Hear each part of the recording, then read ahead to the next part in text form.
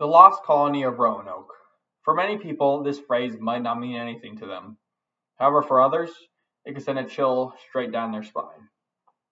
The lost colony of Roanoke is one of, if not the strangest unsolved mysteries in American history.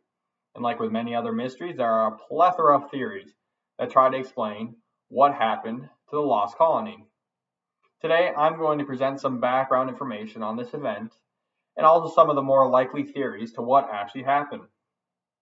Back in 1587, around 120 English settlers left England in order to establish a new colony in the newly discovered America. Their main purpose was to explore America while also claiming riches for the Queen. They eventually landed on Roanoke Island, a small piece of land off the coast of present-day North Carolina. With the new colony, the leader of the expedition, John White, became the first governor of Roanoke Island. However, their success was shortly lived. The Native Americans did not take kindly to their newly established colony, and the settlers experienced many attacks within the first couple of months from the locals. Also, the East Coast was experiencing one of the worst droughts in recent years. This, coupled with the lack of supplies and food, caused the colony to realize how unprepared they actually were. Seeing the people struggle, White decided to travel back to England in order to gather more supplies. However, White could not have picked a worse time to travel back. According to Karen Wood, author of the Roanoke Colony, tensions with the Spanish Armada was continually rising, and soon after White returned, England and Spain went into an undeclared war with each other. This war delayed White's return to Roanoke Island for a whole 3 years, and when he finally was able to return in 1590, he was welcomed back with the entire town missing. The only things left behind were the words Croatan carved into a fence post and the words Crow carved into a tree.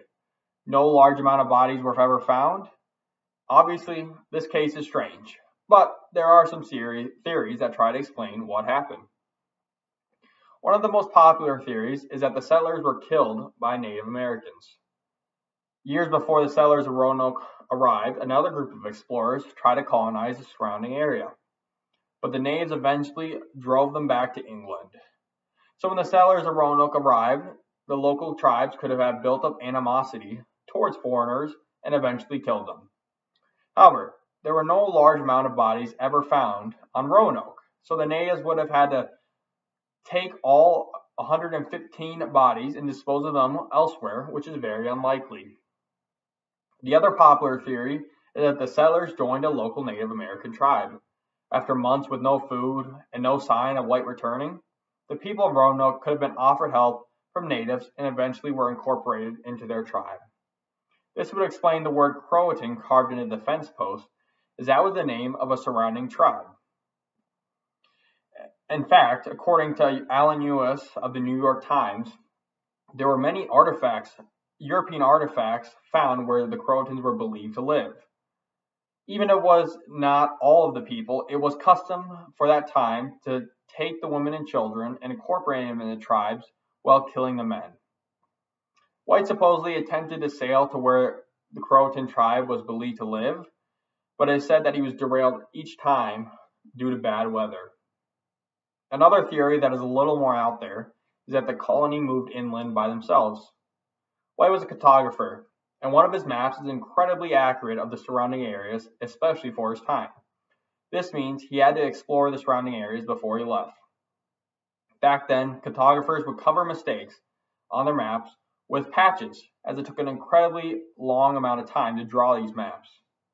On White's map, there is a patch, and if you hold it up to the light, you can see underneath the patch a symbol that many people assume represents a fort.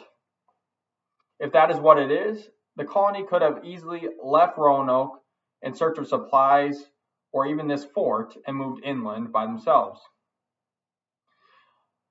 There are a plethora of more theories, such as the settlers being killed off by a disease, or even them trying to sail back to England by themselves and dying at sea. But the three mentioned above are most likely with the evidence we have today. Even with all these theories, there is not one that can explain all these holes in the mysteries. and all we can do today is theorize and hypothesize what actually happened to the lost colony of Roanoke, as it will remain one of the strangest unsolved mysteries in American history. Thank you.